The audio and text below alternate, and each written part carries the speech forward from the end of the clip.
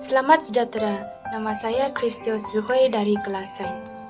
Hari ini, saya akan membentangkan isu semasa dan cabaran masa depan, yaitu tugasan 1 persembahan. Sekarang, saya akan bincang tentang isu-isu konflik semasa persempadanan dan tuntutan bertindih di Malaysia, yaitu topik 1. Subtopik yang saya pilih ialah implikasi konflik terhadap Malaysia. Implikasi pertama bagi konflik ini adalah rundingan semula dengan Singapura, isu Pulau Batu Putih. Kehilangan Pulau Batu Putih telah menyebabkan kerajaan mengarahkan peguam negara runding semula tuntutan Pulau Batu Putih. Kerajaan telah mengarahkan peguam negara Tan Sri Idris Harun untuk mengadakan rundingan dengan kerajaan Singapura membabitkan kontroversi tuntutan terhadap Pulau Batu Putih. Perdana Menteri Datuk Seri Anwar Ibrahim berkata, Jemaah Menteri juga telah meminta peguam negara meneliti semula dan mengkaji isu berbangkit terhadap pulau yang kini sudah diserahkan kepada negara jiran itu. Jelas beliau, rundingan tersebut perlu diadakan segera dengan Singapura yang berjaya mendapatkan Pulau Batu Putih menerusi Mahkamah Keadilan Antarabangsa (ICJ). Isu Pulau Batu Putih yang kini menjadi milik Singapura adalah lanjutan kepada pertikaian yang dibawa oleh Malaysia dan Singapura ke ICJ pada tahun 2003.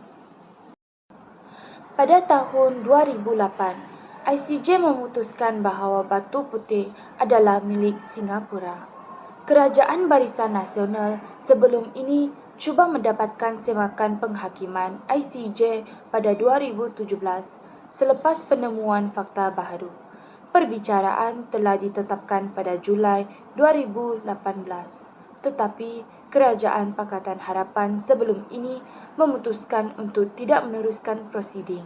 Sementara itu, Pulau Batu Putih terletak hanya 7.7 batu nautika, iaitu 14 km dari pantai Tanjung Penyusu, Johor, berbanding 25.5 batu nautika, iaitu 44 km dari Singapura. Hari ini, pulau itu mempunyai rumah api, helipad, loji penyagaraman dan lebih penting lagi, stesen penyiaran semula tentera. Situasi seolah-olah menunjukkan bahawa Singapura berhasrat untuk menubuhkan Batu Putih sebagai pos kotakara outpost dengan tujuan ketenteraan. Seterusnya, dominasi China di Asia memberikan kesan terhadap Malaysia. 19 April 2022 dalam senarai terbaru, China menuntut lebih daripada 300 ciri darat di permukaan dan di dalam perairan di Laut China Selatan. Para pakar memberi amaran bahawa tuntutan baru itu akan menimbulkan keresahan dalam rundingan mengenai kod tata laku di antara China dan Persatuan Negara-Negara Asia Tenggara (ASEAN) dengan Vietnam, Malaysia dan Filipina telah mengemukakan bantahan terhadap pendirian Beijing berhubung wilayah yang kaya dengan sumber itu. Kementerian Hal Ehwal Sivil dan Kementerian Sumber Asli China mengumumkan bahawa Suruhanjaya Nama Geografi China telah menyenaraikan 80 pulau sebagai sebahagian daripada misinya untuk menyeragamkan semua tuntutan China di Laut China Selatan. Ini adalah cubaan terbaru Beijing untuk menegaskan bahawa hanya China yang berhak untuk mentadbir keseluruhan Laut China Selatan. Namun, terdapat beberapa peristiwa kerajaan China menunjukkan kekuatannya di Laut China Selatan dengan menghantar armada tentera laut, darat dan udara ke wilayah yang dituntutnya. Sudah pastilah negara-negara seperti Vietnam, Filipina, Indonesia dan Malaysia tidak mampu menandingi kekuatan tentera negara China. Terdapat juga penghijraan rakyat Filipina dan Indonesia di Sabah dan Sarawak. Keadaan ekonomi yang tidak stabil menyebabkan khususnya negeri Sabah dan Sarawak menerima penghijraan warga negara asing seperti rakyat Filipina dan Indonesia. Ketidakstabilan sesebuah negara mampu memberi kesan limpahan kepada jirannya. Malaysia berhadapan dengan isu gerakan pemisah di Thailand dan Filipina yang memberi kesan langsung kepada negara ini. Ini disebabkan ahli kumpulan gerakan tersebut terdiri daripada etnik Melayu dan beragama Islam seperti majoriti penduduk Malaysia. Kebanyakan mereka masih mempunyai pertalian saudara dengan penduduk di Malaysia. Negara kita menjadi lokasi utama bagi ahli kumpulan gerakan pemisah ini untuk melarikan diri daripada diburu atau ditangkap oleh pihak berkuasa Thailand. Ini menimbulkan kegusaran kepada Malaysia sekiranya berlaku limpahan pelarian ke negara ini kerana menimbulkan suasana tidak harmoni dalam kalangan penduduk Malaysia serta menjejaskan keselamatan negara. Selain itu, penglibatan kumpulan gerakan pemisah dengan jenayah transnasional seperti penanaman dan pengedaran dadah bagi membiayai kos operasi mereka turut memberi impak negatif kepada negara. Selain daripada menjadi laluan bagi penyeludupan dadah dan senjata, sempadan Malaysia-Thailand juga dijadikan hub penyeludupan manusia dari negara Myanmar, Bangladesh dan Nepal oleh kumpulan penjenayah transnasional. Oleh itu, selain daripada tindakan mengawal kemasukan warga negara asing ke Malaysia, usaha juga ditingkatkan melalui kerjasama dan persefahaman di antara Malaysia dengan negara-negara jiran. Malaysia berjaya mengekalkan kedaulatan di wilayahnya juga merupakan implikasi konflik tersebut. Keputusan Mahkamah Tetap Timbang Tara pada tahun 2013 telah mengisytiharkan 9 garis putih yang dituntut oleh China sebagai tidak sah di bawah undang-undang antarabangsa, memberikan kelebihan kepada Malaysia. Tanpa tuntutan 9 garis putih ini, kebanyakan kawasan maritim yang dituntut Malaysia terletak lebih dari 200 batu nautika dari tanah besar China. Oleh itu, tuntutan maritim China tidak lagi bertindih dengan Malaysia secara signifikan berdasarkan kedudukan geografi kedua-dua negara. Keputusan PCA ini meletakkan Malaysia di kedudukan lebih baik untuk memastikan insiden pencerobohan seperti di beting patinggi Ali yang terletak di dalam wilayah dan perairan Malaysia tidak lagi akan berlaku. Begitu juga dengan tuntutan Filipina terhadap Sabah dan pulau-pulau yang bersepadan antara dua buah negara ini. Filipina telah memulakan tuntutan ke atas Sabah pada tahun 1962 tetapi bersetuju untuk tidak meneruskannya seperti yang diumumkan oleh Presiden Filipina pada ketika itu, Ferdinand Marcos, sewaktu sidang kemuncak ASEAN pada tahun 1977. Namun, pada tahun 2016, Presiden Filipina Rodrigo Duterte pernah dilaporkan akan meneruskan tuntutan Filipina ke atas Sabah.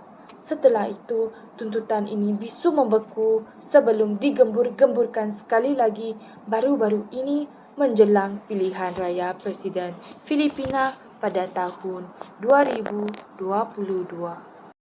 Filipina dan Malaysia telah menandatangani perjanjian kerjasama anti penyeludupan pada tahun 1967 yang mana klausa 1 dan klausa 2 perjanjian ini secara langsung dan tidak langsung mengakui Sabah milik Malaysia. Perlembagaan Persekutuan telah menetapkan Sabah adalah sebahagian daripada Malaysia. Oleh itu, tuntutan Filipina ke atas Sabah adalah tidak munasabah. Sungguh pun Sabah telah bertekad lamanya bersama-sama 13 negeri yang lain menjadi sebahagian daripada Malaysia. ahli-ahli politik Filipina masih memainkan sentimen politik untuk menuntut Sabah daripada Malaysia. Konflik ini juga menyebabkan penempatan tentera laut di Raja Malaysia dalam zon ESKOM. ESKOM atau Kawasan Keselamatan Khas Pantai Timur Sabah telah ditubuhkan. ESKOM merupakan kawasan kawalan keselamatan yang meliputi 1,400 km kawasan Pantai Timur Sabah bermula dari Kudat sehinggalah ke Tawau. Zon ini dilancarkan oleh Perdana Menteri ketika itu, Datuk Seri Najib bin Abdul Razak pada 7 Mac 2013. Tujuan diwujudkan adalah bagi menguatkan lagi kawalan keselamatan maritim di bahagian timur Sabah susulan dengan krisis pencerobohan yang berlaku di Sabah baru-baru ini dan menghalang sebarang kegiatan pengganas berlaku di perairan Sabah. Kewujudan kawasan ini tidak akan mengganggu kegiatan perdagangan atau perniagaan kecilan. Sebaliknya, kewujudan zon ini dapat membantu menghalang kegiatan penyelundupan dan memastikan keselamatan pantai timur Sabah sentiasa terjaga daripada pencerobohan asing. Tentera Laut Malaysia telah menempatkan armada kapal perangnya secara tetap dalam zon ini bagi mengawal keselamatan perairan negara. Beralih ke topik 2, iaitu isu-isu ekonomi semasa dan implikasinya terhadap negara. Subtopik yang saya pilih ialah pandemik COVID-19 terhadap ekonomi global dan ekonomi Malaysia. Ekonomi global memasuki fasa pemulihan pada 2021, disokong oleh pemulihan dalam aktiviti pembuatan dan perdagangan global. Walau bagaimanapun, pemulihan tersebut tidak sekata disebabkan akses kepada vaksin dan sokongan dasar yang berbeza dalam kalangan negara-negara di seluruh dunia. Ekonomi maju (AI) mencatatkan momentum pertumbuhan yang lebih kukuh manakala pemulihan dalam ekonomi pasaran pesat membangun (EME) secara relatifnya lebih lemah. Kemunculan varian Delta COVID-19 yang sangat mudah berjangkit juga memanjangkan gangguan berkaitan pandemik. Apabila negara-negara di seluruh dunia melaksanakan semula pelbagai langkah pembendungan, walaupun sekatan telah dilonggarkan secara beransur-ansur menjelang akhir 2021, gangguan terhadap bekalan yang lebih lama daripada jangkaan, serta harga komoditi yang lebih tinggi dan inflasi makanan terus memberi kesan kepada pemulihan ekonomi global sepanjang tahun. Prestasi pasaran kewangan global bercampur-campur pada 2021 disebabkan pertembungan pelbagai faktor. Antaranya, kebimbangan terhadap ketahanan pemulihan ekonomi global, kadar normalisasi dasar monetari dalam AI, dinamik geopolitik dan kemunculan varian baru Omicron COVID-19 menjelang akhir tahun 2021. Ini mengakibatkan volatiliti berkala pasaran kewangan global dengan prestasi yang berbeza dalam semua kelas aset dan rantau. Walau bagaimanapun, tahap keseluruhan tekanan kewangan global kekal rendah berbanding tahun sebelumnya. Tahun 2021 sekali lagi membawa kita cabaran yang sama seperti yang dihadapi dunia pada 2020 dengan COVID-19 masih lagi menjadi isu kritikal yang perlu ditangani, berterusan menggugat nyawa serta kehidupan manusia dan merencatkan usaha pemulihan ekonomi. Walaupun Malaysia pada mulanya merasakan negara bakal menyaksikan prospek pemulihan pada akhir 2020, namun harapan itu terbantut seketika ekoran kemunculan varian baharu berbahaya COVID-19 dari semasa ke semasa daripada varian Delta hinggalah kepada Lambda dan yang terkini Omicron. Berikutan pelaksanaan PKP yang berterusan sepanjang tempoh 3 suku pertama tahun ini. Kesannya terhadap ekonomi dapat dilihat menerusi angka pertumbuhan keluaran dalam negara kasar. yang menguncup 0,5% tahun ke tahun pada suku pertama 2021 daripada 0,7% tahun ke tahun pada suku pertama 2020. Menurut Jabatan Perangkaan Malaysia, KDNK suku kedua 2021 meningkat 16,1% tahun ke tahun disebabkan oleh asas rendah yang dicatatkan pada suku kedua 2020, iaitu 17,1% tahun ke tahun. Bagi suku ketiga 2021, ekonomi negara menguncup 4,5% tahun ke tahun berbanding penurunan 2,6% tahun ke tahun berikutan pelaksanaan semula langkah pembendungan di seluruh negara dalam tempoh berkenaan. Sementara itu, bersandarkan kepada kadar pemberian vaksinasi, Bank Negara Malaysia pada mulanya menganjurkan pertumbuhan 6,0 hingga 7,5% untuk 2021. Tetapi pada Ogos, pertumbuhan itu disemak kepada antara 3 hingga 4% untuk tahun berkenaan. Gubernur Bank Negara Malaysia, Datuk Nur Syamsiah Yunus berkata, semakan dalam anjuran pertumbuhan tahunan dibuat selepas mengambil kira pelaksanaan semula langkah pembendungan di seluruh negara. Beliau berkata sasaran pertumbuhan 3 hingga 4% itu boleh dicapai kerana langkah-langkah pembendungan dilonggarkan secara berperingkat dan aktiviti ekonomi akan bertambah baik. Jika melihat daripada sudut tindakan kerajaan terhadap ekonomi dalam pandemik COVID-19, dapat dilihat kerajaan memperkenalkan 4 pakej rangsangan berjumlah RM225 bilion dengan suntikan fiskal sebanyak RM25 bilion dalam usaha untuk terus membantu rakyat dan perniagaan mengatasi kesukaran kewangan yang terjejas akibat PKP yang berpanjangan. Sebanyak RM15 bilion digunakan dalam pakej bantuan perlindungan ekonomi dan rakyat Malaysia. Manakala RM20 bilion telah digunakan untuk program strategik memperkasa rakyat dan ekonomi. Bukan itu sahaja, RM40 bilion telah digunakan dalam program strategik memperkasa rakyat dan ekonomi tambahan.